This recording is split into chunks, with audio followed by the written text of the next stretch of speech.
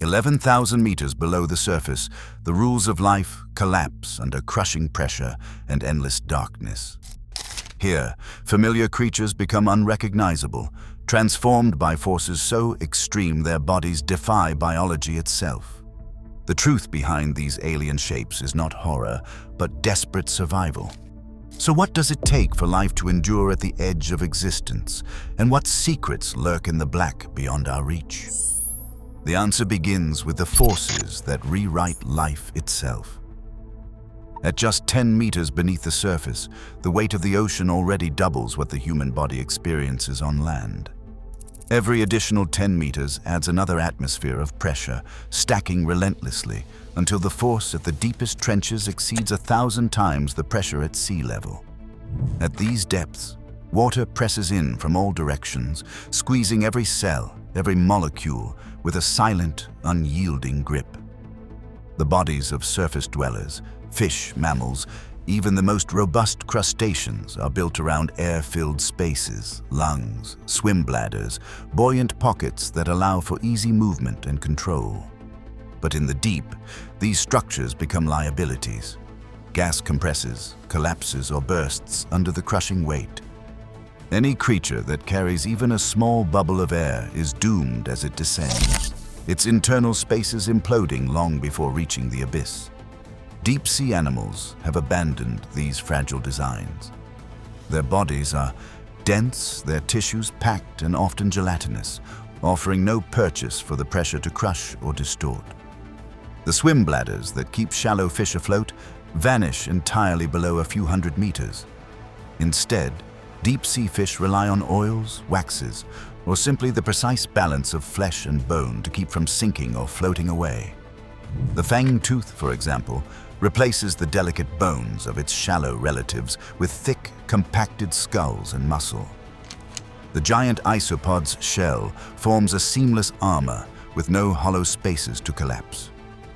Even the massive giant squid carries no gas pockets, its body a solid mass of muscle and soft tissue adapted for life in a world where the very water wants to crush it flat. This relentless pressure is not just a physical barrier. It rewrites the rules of life itself. Proteins twist and fold differently, membranes become more rigid, and every cell must resist being squeezed into dysfunction. The deeper the descent, the more radical the transformation.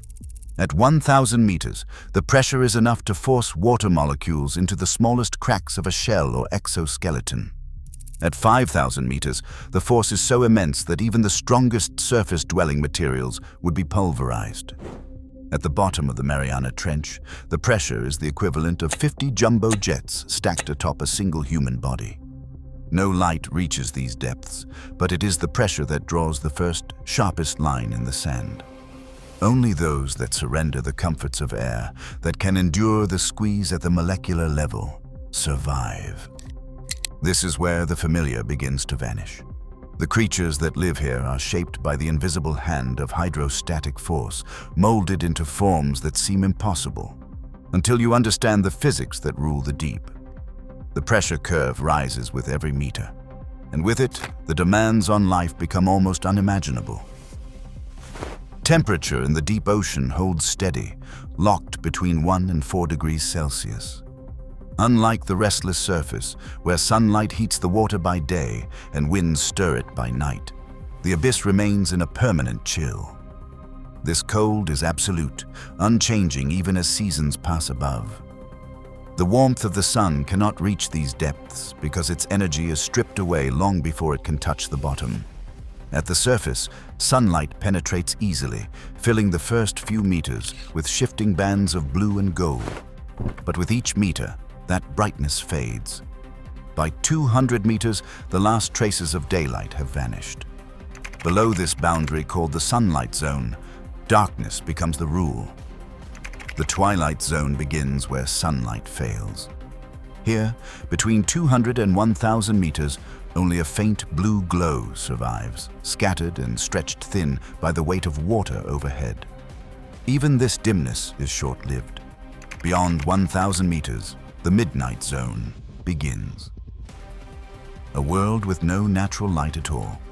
In this blackness, the temperature never rises above a few degrees above freezing. The deep sea is not a place of dramatic thermal shifts, but of relentless stability. Water at these depths has followed the same cold path for centuries, pulled by global currents and locked into a slow, silent circulation. The result is a vast, lightless expanse where temperature is as constant as stone. This unyielding cold shapes every living thing. Metabolic rates slow to a crawl, and energy becomes precious. Enzymes and cellular machinery must work in near-freezing conditions, forcing organisms to adopt narrow tolerances and specialized chemistry. For many, even a brief exposure to warmer water can be fatal. The deep's thermal monotony becomes a prison as much as a refuge, trapping life in a narrow band of survival. But it is the loss of light, more than the cold, that rewrites the rules of existence below. With sunlight erased, vision becomes useless in its usual form. The eyes of surface creatures, tuned to the spectrum of the sun, are blind here. In the coming depths, life will find new ways to sense, to signal, and to hunt. Solutions born not from abundance, but from the total absence of light. The boundaries set by temperature and darkness divide the ocean into invisible layers, each more alien than the last, each demanding its own set of answers from the life within. Across the planet, a handful of deep basins form the ultimate laboratories for life under pressure. The Mariana Trench in the Western Pacific plunges to nearly 11,000 meters at Challenger Deep, the deepest point on Earth. Here, the water column stretches farther than Mount Everest rises, and the pressure exceeds 1,100 times that at the surface. Temperatures hover just above freezing, and the darkness is absolute. This trench has drawn explorers and scientists for decades, from the Trieste dive in 1960 to James Cameron's solo descent in 2012. Each expedition reveals new forms of life adapted to conditions that would crush and freeze ordinary creatures in seconds. South of the equator, the Tonga Trench reaches depths of nearly 10,800 meters.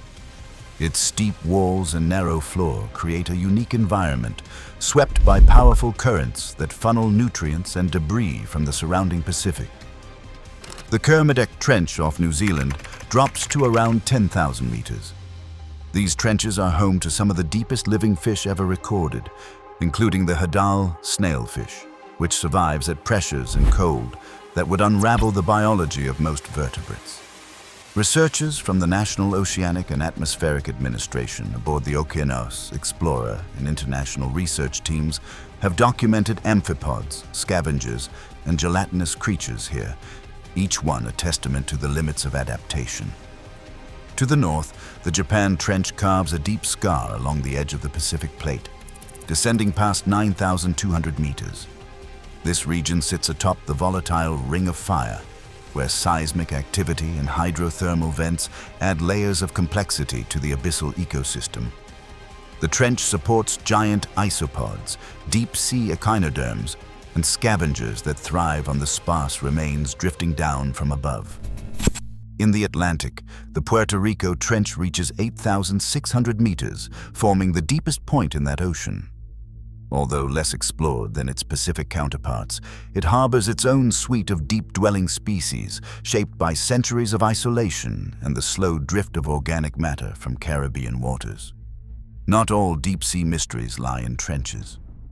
Off the coast of California, Monterey Canyon cuts a winding path into the seafloor, dropping to 3,600 meters within sight of land. This underwater canyon is the most studied deep habitat on Earth, thanks to decades of research by the Monterey Bay Aquarium Research Institute. Here, remotely operated vehicles have revealed lanternfish, hatchetfish, viperfish, and countless other species in their natural state, alive, undistorted, and behaving as they do in the dark. The canyon's layered depths provide a living cross-section of adaptation, from the dim blue twilight at 200 meters to the total blackness of the abyss. Each of these places, Mariana, Tonga, Kermadec, Japan, Puerto Rico, and Monterey Canyon, sets the stage for the molecular and anatomical transformations that follow. The geography of the deep is not just a backdrop. It is the engine that drives evolution, shaping the bodies, chemistry, and behaviors of every creature that dares to inhabit the world beneath the crushing weight of the ocean. At the heart of every deep-sea fish, a small, unassuming molecule quietly defines the boundary between life and dissolution. Trimethylamine N-oxide, TMAO, circulates through their cells, invisible to the eye, but essential for survival at crushing depths. Where pressure climbs past 1,000 times what we know on land, proteins begin to buckle and twist, their delicate folds forced apart by the relentless squeeze of water. Without intervention, the machinery of life would unravel. TMAO is the solution. Dr. Paul Yancey, a leading marine physiologist, describes TMAO as the ocean's molecular armor. In his laboratory, samples from the Hadal snailfish revealed TMAO concentrations soaring above 500 millimoles per liter, more than 10 times higher than in any shallow water fish. This gradient is not random. It rises predictably with depth, a chemical signature of adaptation traced across the globe's deepest trenches. In the Kermadec Trench, at 7,000 meters, snailfish muscle tissue nearly matches the saltiness of the surrounding seawater, not by accident, but by design. TMAO brings the fish's internal chemistry into balance, minimizing the energy needed to keep water and salts in check. Under a microscope, the effect is profound, and proteins remain stable. Proteins that would collapse under pressure hold their shapes, locked in place by TMAO's presence. The molecule does not bind tightly or act as a scaffold. Instead, it hovers at the edge of every protein and subtly shifts the structure of water itself. This rearrangement stiffens the folded state and makes it energetically costly for the protein to unravel. The deeper a fish lives, the more TMAO it accumulates, each molecule acting as a tiny counterweight to the ocean's force. The consequences ripple through the body. Unlike surface fish, which rely on rigid bones and dense muscle to resist deformation, deep-sea fish can afford to be soft. Their tissues remain supple and functional even as pressure climbs. The Hadal snailfish, with its almost translucent skin and flexible form, is a direct product of this chemistry. Its lack of heavy armor is not a vulnerability, but a strategy made possible only by the stabilizing power of TMAO. Yancey's experiments in pressure chambers show just how fragile the balance is. Remove TMAO, and proteins snap apart under simulated trench conditions. Add it back, and function returns. The molecule's effect is so reliable that its concentration can be used to predict how deep a fish can live.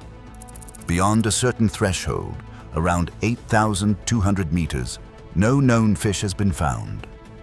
At these depths, even TMAO cannot fully counteract the pressure, and the rules of biochemistry impose a hard ceiling on vertebrate life.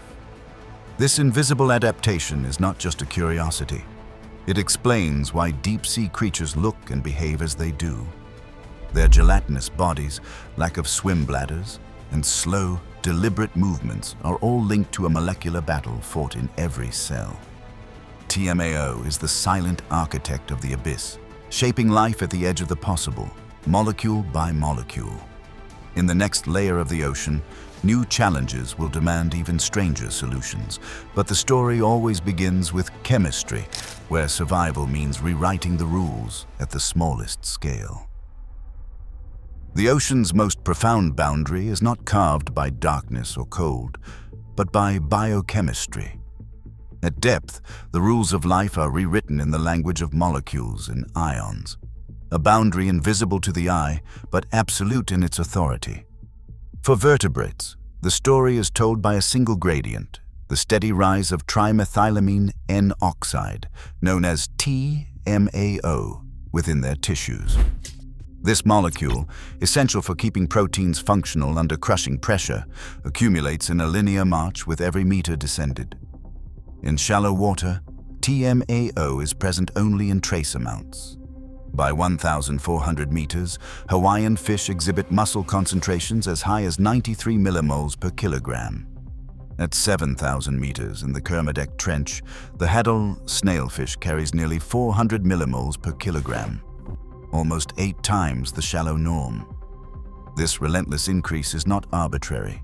The presence of TMAO raises the internal osmolality of fish, bringing their bodies ever closer to the saltiness of the surrounding seawater. At the surface, fish are hypoosmotic, maintaining a careful balance against a more concentrated ocean. But in the Hadal zone, the snailfish's tissues approach isotonicity, hovering just below the 1,100 milliosmol mark of seawater itself. The deeper the fish, the less difference there is between its internal chemistry and the abyss outside. This is not a coincidence. It is the outcome of evolutionary necessity. Only by matching the environment can these animals minimize the energy spent on osmoregulation, freeing precious resources for survival in a world where every calorie counts. Yet this adaptation comes at a price. There is a threshold, a biochemical ceiling, beyond which vertebrate life cannot pass. As TMAO levels climb, so does internal osmolality. Extrapolations from Kermadec and Mariana Trench specimens suggest that at around 8,200 meters, the internal chemistry of a fish would have to match or even exceed the surrounding seawater. Beyond this point, the osmotic gradient would reverse. Water would begin to flow out of the animal's cells, not in. No vertebrate has ever been found living deeper. The Hadal snailfish, with its flexible form and translucent flesh, marks the very edge of possibility. Its genome carries 5 copies of the FMO3 gene, each one a blueprint for the enzyme that produces TMAO. Its gut is home to bacteria that churn out trimethylamine, the critical precursor. Every aspect of its biology is tuned for survival at the brink. This hard limit is not theoretical. Decades of sampling by NOAA, MBARI, and Japanese research teams have failed to find fish beyond this depth, despite the presence of invertebrates like amphipods and giant isopods living thousands of meters deeper. The difference lies in chemistry. Invertebrates use a wider array of osmolytes and can tolerate more extreme gradients. For vertebrates, TMAO is both shield and shackle. It enables life in the abyss, but it also draws an uncrossable line. The 8,200-meter threshold stands as a molecular frontier, a place where the rules of vertebrate life finally give way to the physics of water and salt. The Hawaiian seamounts offer a living demonstration of this gradient. Fish collected from depths spanning hundreds to thousands of meters show a precise, stepwise increase in TMAO. The relationship is so consistent that a biologist can estimate a fish's home depth by measuring its muscle chemistry alone. This pattern repeats across ocean basins, from the Puerto Rico Trench to the Japan Trench, each location reinforcing the same invisible law. In the deep sea, adaptation is a negotiation with the impossible. TMAO makes survival at crushing pressure feasible, but only to a point. The biochemical ceiling at 8,200 meters is not a suggestion. It is the final chapter for vertebrate life in the ocean. Beyond it, new solutions must arise, or life must take a different form. The next challenge in the abyss is not pressure or chemistry, but the total loss of light. It is a world where seeing and signaling demand adaptations even stranger than those shaped by molecules alone. In the darkness below 1,000 meters, light becomes a tool of survival. Nearly 3 out of 4 animals drifting in the open ocean make their own glow. This is not the sunlight of the surface, but a chemical spark, born from a molecular reaction that has shaped the deep sea for millions of years. The secret lies in a molecule called luciferin. When luciferin meets oxygen and the enzyme luciferase is present, a chain reaction begins. The result is a cold, efficient light, blue-green, tuned perfectly to the wavelengths that travel farthest through seawater, between 440 and 510 nanometers. Dr. Edith Widder, a pioneer in deep-sea exploration, once described bioluminescence as the language of light in the ocean. In her research, she has tracked the luciferin system from tiny plankton to the giant squid, revealing a hidden world where every flash and flicker is a message, a lure, or a warning. The luciferin reaction is so widespread that it defines the deep sea environment as much as pressure or cold. Its chemistry is simple, but the effects are profound. Animated diagrams show how luciferin molecules stored in specialized organs called photophores react with oxygen. Luciferase speeds up the reaction, and in a fraction of a second a photon is released. The energy cost is minimal, a crucial advantage in a world where calories are scarce. Some animals, like lanternfish and hatchetfish, arrange their photophores in precise rows along their bellies and flanks. Others, like the anglerfish, focus their light into a single glowing lure. In the blue-green window of the deep, these flashes become the only visible signals. They are used to attract prey, to hide from predators, and to find mates in the endless night. The prevalence of bioluminescence is not an accident. It is an evolutionary solution repeated again and again, wherever darkness and water meet. Dr. Widder's discovery of the giant squid, lured by a mimic of bioluminescent distress, proved that even the largest and most elusive hunters are guided by these chemical beacons. Bioluminescence is not rare. It is the rule. The luciferin system has transformed the deep sea into a living constellation where every flash is a calculated act of survival. In the next moments, the story will shift from chemistry to behavior as these light makers wield their glow in ways both subtle and spectacular. Vision in the deep sea is shaped by scarcity. Where sunlight barely reaches, survival depends on detecting the faintest glimmer. The barrel-eye fish, Macropinna microstoma, drifts in the twilight of Monterey Canyon, its transparent head exposing two tubular eyes fixed upward. These eyes are not designed for scanning landscapes, but for tunneling through darkness, searching for the narrow band of blue-green light that slips down from above or flickers from bioluminescent neighbors. Packed with rod cells and layered with filters, they are tuned to maximize sensitivity, not color. The hatchetfish, another resident of the mesopelagic, carries eyes that seem too large for its slender, silvery frame. Set high and forward, these eyes gather stray photons, tuned to the wavelengths most likely to survive the long descent through water. Both barrel-eye and hatchetfish rely on retinas dense with rods, photoreceptors that trade color for the ability to see in near total darkness. Their visual pigments, called opines, are genetically tuned to the spectrum of bioluminescent light that dominates the deep, peaking between 480 and 510 nanometers. Over millions of years, evolution has matched the chemistry of sight to the physics of water and the language of light spoken by their prey and predators. But seeing is only part of the story. In the deep, food is scarce and danger constant. Every night, billions of animals, from copepods to lanternfish, rise toward the surface in a daily cycle known as vertical migration.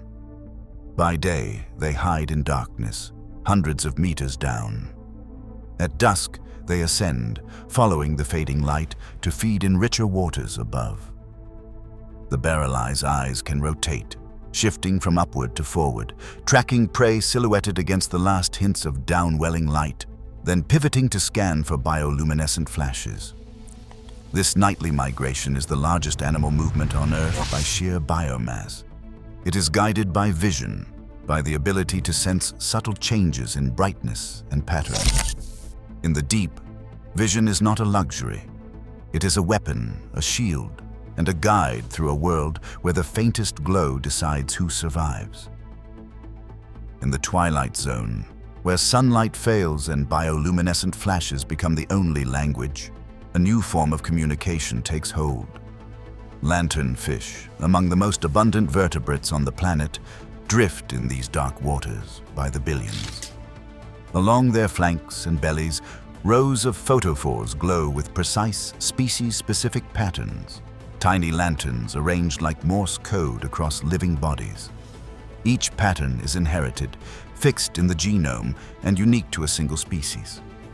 In the blackness, these signals become identity cards. Males and females scan the darkness for the right arrangement of lights, a code that separates one species from another, even when their bodies look almost identical to the human eye. Stakes are high. In a world so vast and empty, where individuals might only cross paths a handful of times in a lifetime, recognizing the right mate is everything. The wrong signal means wasted energy, failed reproduction, or even predation. Over millions of years, lanternfish have diversified into more than 250 species, each with its own photophore blueprint. The pattern is more than a beacon, it is a reproductive barrier, a way to ensure that only those who share the same code can find and choose each other. Scientists have mapped these patterns with painstaking detail, cataloging the unique arrays that distinguish species in the family Mectophidae. The arrangement of photophores is so consistent that researchers can identify a lanternfish species by its light pattern alone, even when preserved specimens are impossible to tell apart. In the open ocean, this system allows lanternfish to maintain species boundaries despite living in a seemingly uniform, borderless world.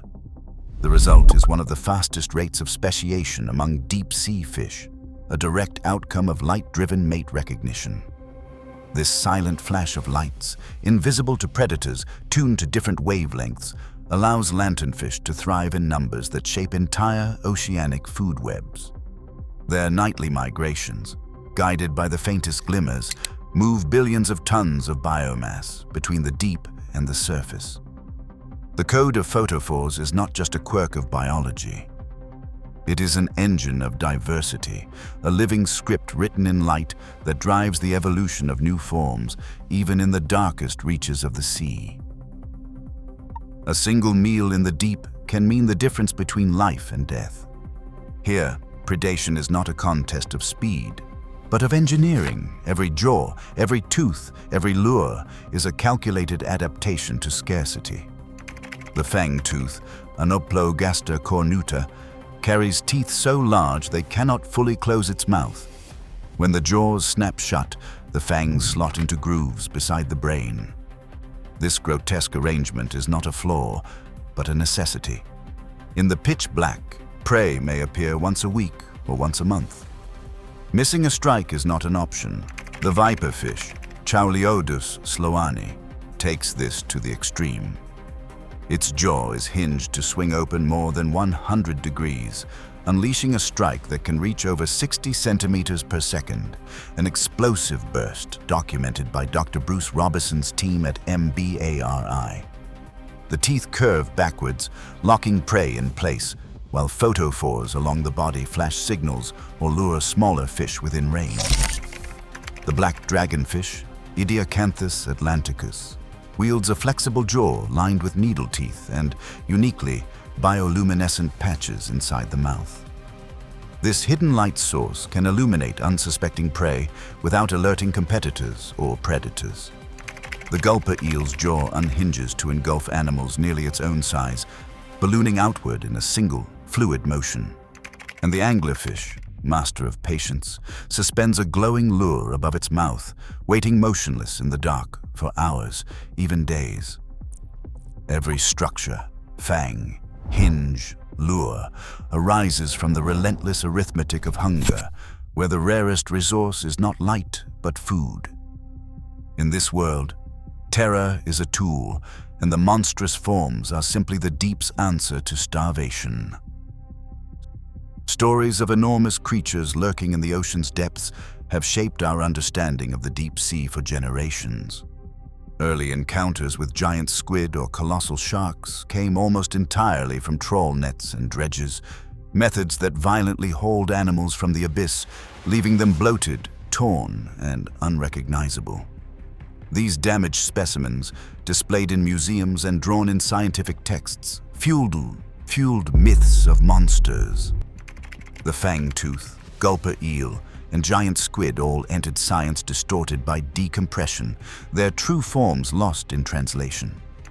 Today, remotely operated vehicles, ROVs, deployed by NOAA engineers, and teams like MBARI have changed the picture. ROVs record living giants in their own world, revealing the big finned squid as a slender, drifting presence rather than a shapeless mass.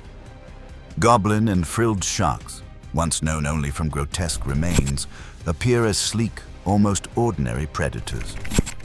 The first footage of a giant squid in the wild, captured by Dr. Edith Widder and Japanese researchers, showed an animal moving with unexpected grace and precision. ROV evidence proves that many supposed giants are artifacts of old sampling methods. True gigantism, seen in the colossal squid or giant isopod, remains rare, a product of cold, resource-poor waters. Most deep-sea giants are not monsters, but survivors, shaped by scarcity and slow growth. The reality is stranger and more fascinating than legend. Suspended in the deep, some of the ocean's most fragile architects drift in silence. Siphonophores, colonial animals built from hundreds or thousands of specialized bodies, extend their transparent nets for more than 100 meters, longer than a blue whale. They do not chase or attack. Instead, their gelatinous filaments hang motionless, waiting for the nightly pulse of zooplankton to drift into their invisible trap. In these depths, speed and strength are luxuries few can afford. Energy is precious, and survival depends on efficiency, not force.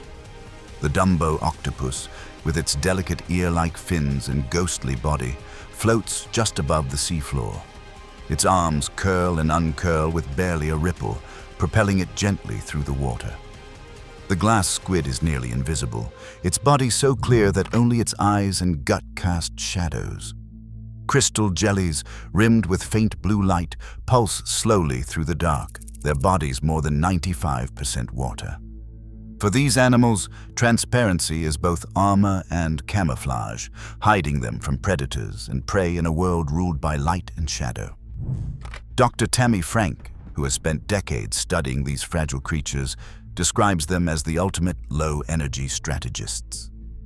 Their bodies are built for a life of drifting, not fighting.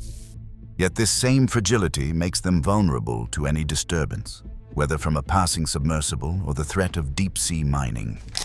In the abyss, where life moves at the slowest possible pace, even a single disruption can leave lasting scars. The beauty and vulnerability of gelatinous life remind us how easily the deep ocean's most ethereal forms can vanish. Right now, less than 20% of our ocean floor remains unmapped with high resolution. Each new descent uncovers forms that challenge our ideas of life itself. As technology pushes deeper, our understanding of adaptation, survival, and even possibility expands with it. The abyss remains Earth's final frontier, a reminder that the most alien worlds may still be our own. What would you ask of the deep if it could answer?